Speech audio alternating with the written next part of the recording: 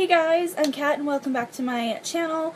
Also, welcome back to the 30-day writing challenge. Today is day 4 and the task at hand is to write 10 interesting facts about me. This took me an actual surprisingly long time to write down 10 facts about me because I didn't want them to be the cliche, this is my favorite color, this is my favorite animal, you know, this is how old I am. I wanted it to be actual things about me that were relatively, I guess, interesting and were a little bit different.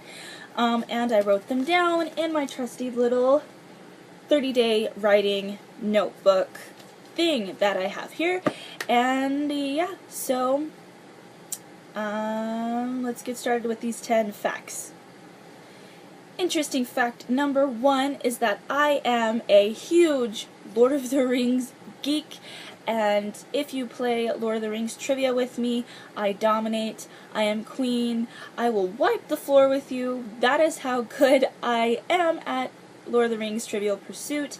When me and my sister play, at first it was like a fun thing that we like to do, and eventually it wasn't fun anymore because we both knew so much about it and knew all the answers that it wasn't even a challenge anymore. And I could have a conversation with somebody about Lord of the Rings for hours and hours and hours, and I love finding people who know all this stuff like I do and love it as much as I do. I love the books, I love the movies, I love everything about it, and so I am a huge Lord of the Rings geek. I know things that are probably pretty useless to know, but I know them anyway, and I love it. Usually the only times I can find somebody who knows as much as I do and relates on the same level of the Lord of the Rings love is usually at a comic convention. I can usually find quite a few when I go to the Salt Lake Comic Con. And there are those few people in between. There have been people that are, when I'm at work and they buy The Hobbit, we get into this huge conversation, but it's really, really awesome, and I love it, and I wish I lived in the Lord of the Rings Hobbit world. That would be awesome. A lot of people say they want to go to Narnia or to Hogwarts, which I do want to go to Hogwarts, but I would really love to live in Middle-earth. I think that would be amazing. So that was creepy. I was sitting here talking about Lord of the Rings, and I heard a female, like a sound like a, outside my door. And so I went to go open it to see if there's somebody out there, and there's nobody out there. And so that's awesome because it's only me and my cousin here, and he is upstairs and I'm in here. So yeah, you know, creepy things happening. Anyway, despite the creepy lady ghost that might be down here with me, interesting fact number 2 is I have ridden a camel before. My family and I went to a Renaissance fair. My mom was part of the fair. She was singing in it. And my sister and I were walking around and we saw that you could ride a camel. And so I did it for 2 reasons. One, because all of the money that they got for riding the camel was going to go to animal shelters and donations like that. So when there is a legit donation system that's for children or for animals, I can't say no. And also, I couldn't help but think, you know, how many chances am I gonna have to actually ride a real life camel? So I had to do it. It had to be an experience that had to happen. And I'm actually pretty happy that I did, and it's an interesting conversation starter. People will talk about how they've done certain things, and I'll be like, well, I've ridden a camel. Like, I mean, that's pretty cool, at least I think it is. Okay, interesting fact number 3, despite the fact that I rode a camel, I have a phobia of horses. It is called equinophobia. I am not quite sure why I am absolutely terrified of horses, but I can't even be close to a horse without getting scared and freaked out. I can't walk up to a horse without getting terrified, let alone getting on the horse. Part of me feels like it's because the lack of control. A lot of people say that a horse, when it's well trained, you control the horse. But the thought of me being on this horse and the off chance that this horse might decide to take its life in its own hands and control itself while I'm on the horse freaks me out, because one of my most discomforts, pet peeves, and fears is the lack of control of my life, and it is an issue. And obviously you can't control everything, but I feel like I should be able to, and it freaks me out when I can't. So maybe that's it. I don't know, maybe that's a weird, far-fetched connection, but I want to conquer this fear and kind of try to work to get over it. And I know the only way to do that, though, is to get to know the horse and to get on the horse and pet the horse. And the thought freaks me out, but I'm the kind of person that likes to try to conquer their fears. I used to have a huge fear of getting in elevators. I didn't like the thought of being in a giant metal box with nothing but air between me and the ground. And now, since I make myself go in an elevator every time I see one that goes really high, I do it because I want to conquer that fear. I would rather be uncomfortable than terrified, because I can deal with the discomfort. I don't like feeling terrified. So my goal is to learn how to ride a horse so I can try to get over this random phobia. Many people have had theories that the reason I'm afraid of horses is maybe in another life before this one I got trampled by a horse, or something happened with a horse, or I had a horse and I loved this horse and then it died. I don't know. That could be it, but I have equinophobia of horses, and a lot of people think that's weird and think it's crazy because horses are beautiful creatures, but for me, they're beautiful at a distance. I'm okay with the horse as long as it's over there. Like, that's just, I don't know why, but that's just how it is. Interesting fact number 4, sort of interesting, kind of gross, is I can pop every single knuckle in this hand at the same time. I'm going to show you. It's kind of gross and kind of grosses people out, but I think it's fascinating and kind of gross at the same time. But listen.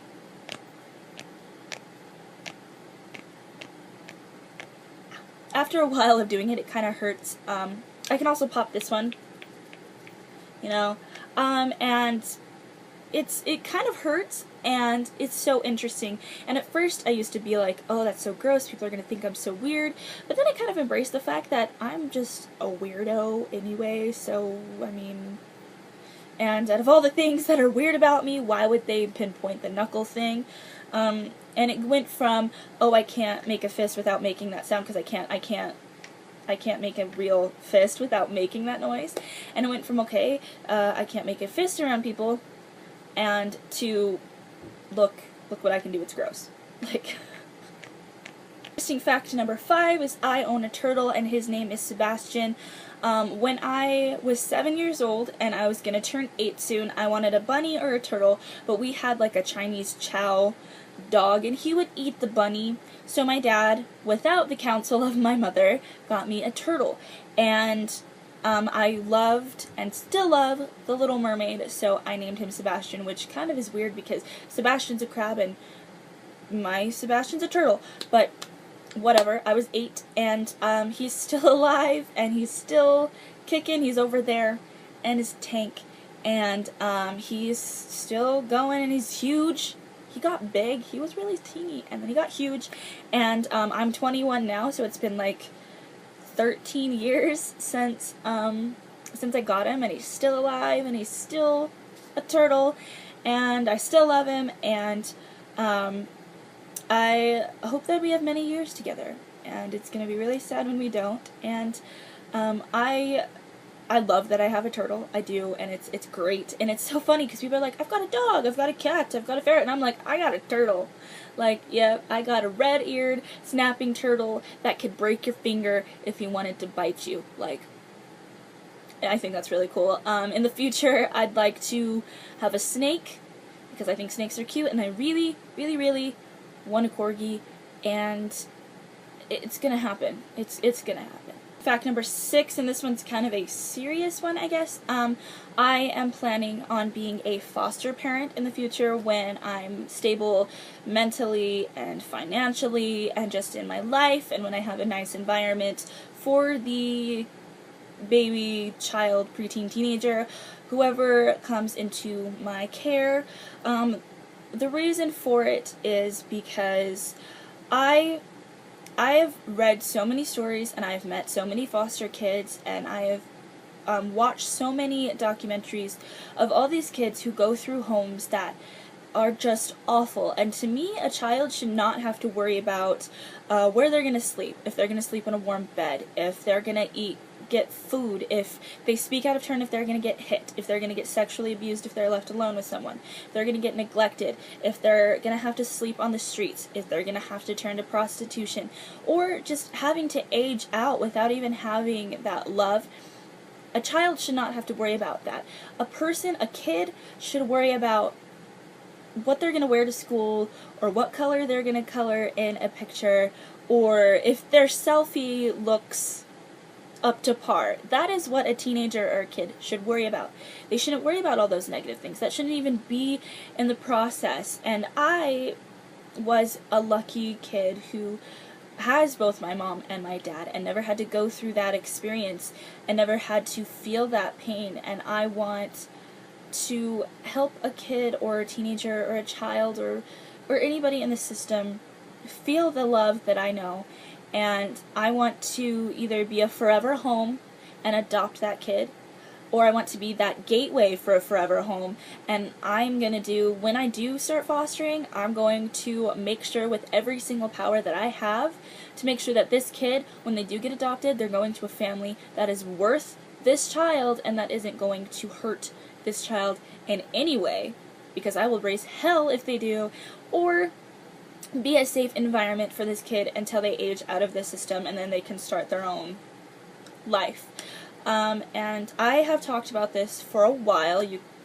My sister knows and my parents know that I have always wanted to, and my boyfriend know that I've always wanted to adopt and be a foster parent, and just be able to love and show that this person is worth it. No kid is not worth the time or the effort. And one of the things that bothers me about certain adoptions and the system is that many people want to adopt a baby or a toddler. They don't quite often like to go above the preteen teenager stage. And I don't think that is right. I think that's kind of messed up, because they're preteen or teenager doesn't mean that they need love. And a lot of people see it as because they might be problem children, or they're going to age out soon anyway, and that doesn't matter regardless. It's just like when you adopt an animal. Like, it's not the same as that. When you adopt a dog, most people want to adopt a puppy because they don't want to adopt an elderly animal, because either they're a problem or they're going to die soon. And all because their age is different doesn't change the love and the worth of these creatures. It's the same thing. All because somebody's a preteen or teenager doesn't change that the fact that they need a home and need someone to show them the beauty that is the world. And I luckily never had to go through this. My best friend, though, and hopefully she doesn't get upset at me for talking about this, her mom was a drug addict, and she would live with her dad for a couple of days a week, and then she'd mostly live with her mom. And they mostly lived on the streets. They barely had any money, and there was one point where her mom let her run around outside in the winter in her diaper. It was cold, and her mom went to go get a hookup. And social workers came, and they were going to take my best friend away if her dad didn't come at that time to get her. And he got there barely, like this much time, or she would have gone into the system and I would have never seen her again. Like, we would have never become best friends. And the thought of my best friend living on the streets with her drug addict mother and the dangers that she could have gone through, I can't fathom that. Like, I can't fathom at all, and I don't want any kid to go through that experience, and I want them to feel safe and just know that they have a safe place to be. So, there's my 5-minute long explanation as to why I want to be a foster parent and that I am planning on being one. Interesting fact number 7 is I like video games that scare the shit out of me or make me feel like I'm going to have an anxiety or panic attack. I don't know why that is. I honestly, I do like games that are like Final Fantasy, Fable, Kingdom Hearts, Oblivion, stuff like that, but the games that I seem to veer towards the most are the ones that scare me, like Alien Isolation, Amnesia, Silent Hill, Fatal Frame, Dead Space, Fear, Resident Evil, just games that I love the fear factor and the fact that I could get a jump scare, and I really enjoy that. Interesting fact number 8 is that Vic Mignogna is my favorite voice actor. If you don't know who that is, he does a lot of voice acting in anime like Full Metal Alchemist, Ouran High School Host Club, Vampire Knight. He does stuff in Dragon Ball Z. He's an amazing singer as well. And I have met him at least 5 times. I've been to almost every convention that he has gone to. Not really on purpose. The very first convention that I ever went to, that one was on purpose. But I have spoken to him and had conversations with him. He's a really nice, hilarious man. And it's like when he comes to a convention and he's having a panel, I think, oh, I've seen him before, I've experienced his panels, I don't need to go, but I always end up going because it's always like a new, funny experience, and I just love him, and I always get an autograph every single time that he's there. Every time. Number 9 is I appreciate art, and when I go to a anime convention or any kind of convention, the place that I spend most of my money is the artist's alley, because to me the thought of somebody sitting down and putting their heart and soul into this art project and putting some meaning to it is incredible to me. Also, I am an artist, not a drawing artist, but I do sing, and I know that, like, their art is their baby, and they love it, and they want to show it to people and share it, and I love experiencing their love, and I love supporting that, and I love supporting their dreams, and just, I appreciate art, and I love supporting people's loves and dreams and wants. And my boyfriend is an artist. He's a pretty incredible artist, and every time he draws something, I show people, like this is my boyfriend's drawing, and it's not because I'm biased, because I am, because he's my boyfriend, but it's because he's a really talented human being, and I love to show people. And so when I go to an anime convention or a Comic Con, I know that when I go into Artist Alley, I'm going to buy something and support them and show my appreciation. And there was one time where this girl was making a deck of cards of beautiful paintings that she made of fairies, and I bought 36 of them. So I love the Artist Alley. It's one of my favorite places, and I honestly wish that I had this beautiful talent of drawing, but unfortunately I don't. So, and finally, and at long last, we have reached interesting fact number 10, and it is my full name is Catherine Faye Grange, but I go by Kat. Catherine, the meaning of Catherine is pure, the meaning of Faye is fairy, and the meaning of Grange is farmer. So if you put all of the meanings of my names together and put them together, it is pure fairy farmer. So I guess in my future I'm going to be a farmer of pure fairies, and honestly I don't know how I feel about that. That makes me feel kind of negative that I'm going to be farming fairies. I find that very disturbing and very strange, and it sounds like something I would never do. So there's that for ya. Those were my 10 interesting facts about myself. I don't know if they're good, bad, or just boring. I don't know. I tried to find ones that weren't so generic. Like, I could tell you that my favorite color is purple and that I love elephants, but that doesn't really tell you much about me. Also, this video is almost 20 minutes long. Holy bananas. So if you are liking these 30-day writing challenge videos, give me a thumbs up. And I'm actually very proud that I am still doing them. Even though it's day 4, I have a habit of being very lazy, so. And I'm having a lot of fun doing them, so it's been a good time actually sitting and writing, because I haven't been able to write in a really long time because I have major writer's block. So it's been really fun to actually sit down and write. If you would like to, and you really should, you can hit that subscribe button and join me in this chaotic, mad world. And thank you so much for joining me in this video, and I hope you have a wonderful day and a beautiful night. And this is Kat signing off. Bye!